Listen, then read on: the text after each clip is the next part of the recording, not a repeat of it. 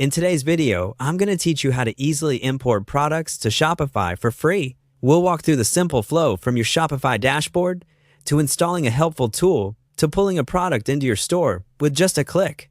By the end, you'll know exactly what to do and you won't spend a cent to get started.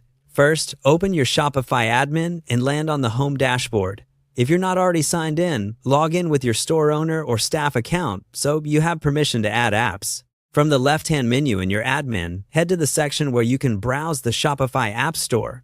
This is where you can discover tools that plug right into your store and speed up your workflow. Next, search for the app named Robo and start the installation. You'll see a prompt asking you to approve the permissions it needs to work properly. Review those, then confirm. Installation only takes a moment. Robo includes a free way to import products, which is perfect if you're testing the waters or setting up your catalog. Once the app is installed, activate the companion browser extension it provides.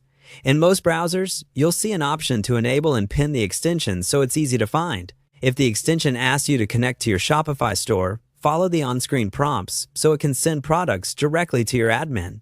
Now, navigate to a product page from a supplier or marketplace you want to source from.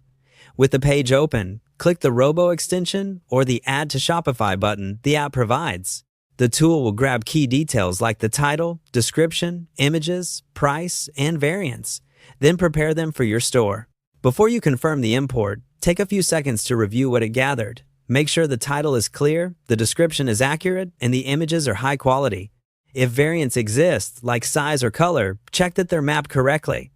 This quick review helps you avoid duplicates, mismatched prices, or missing photos.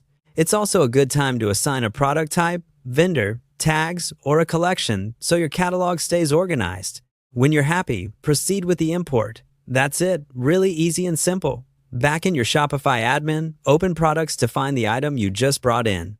It may appear as a draft, which is perfect for a final polish.